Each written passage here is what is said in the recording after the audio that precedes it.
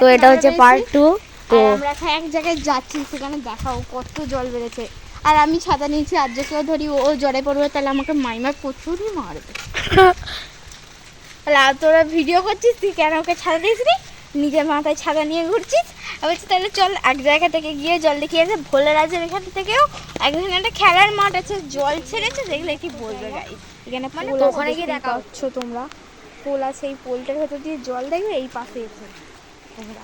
তো এখন জলটা ছাড়েনি বলে তাই আসেনি। না ছাড়ছে, জল ছেড়েছে, অনেক জল ছেড়েছে, তুই দেখ, দেখে বোঝা যাচ্ছে। হ্যাঁ, তো তোমাদের আরেকটা জিনিস দেখাচ্ছি, খালি তোমরা দেখবে। বলে এই যে জল, এই দেখো গাইস, দেখো কত জল জমেছে এখানে। দেখো পুরো একদম, তোমরা দেখতে পাচ্ছ না ক্যামেরা, জুম করে দেখাচ্ছি তোমাদের। এটা একটা খেলার মাঠ তোমাদের মনে হচ্ছে? এটা একটা খেলার মাঠ তোমাদের কি মনে হচ্ছে? এটা একটা খেলার মাঠ। আমরা এখানে ক্রিকেট খেলতাম, আগে খেলছিলাম। তো যেই ওইদিকে প্রথম পর্বের যে ব্লগ দেয়, ওইখানে একটা নদী ছিল। এই সব নদী হচ্ছে অ্যাটাচ, কিন্তু আমরা যেখানটা খেলতাম, তোমরা আগে যেখানটা আমরা দেখালাম, ওখানটা কিন্তু জল থাকতো না, মানে আমরা খেলতাম। কিন্তু বর্ষায় জল ছেড়েছে এবং বৃষ্টির জন্য কতটা জল হয়েছে তোমরা তো দেখলেই। এবার এটাও সেই নদীরই অংশ একটা।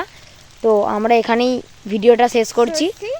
আবার একটা ভিডিও নিয়ে আসি পরের ব্লগে। Tata tata. ভিডিওটা লাইক করো, সাবস্ক্রাইব করো, আর কমেন্টে বলবে ওখানে কেমন বৃষ্টি হয়েছে, ওখানে কেমন পরিবেশ চলছে।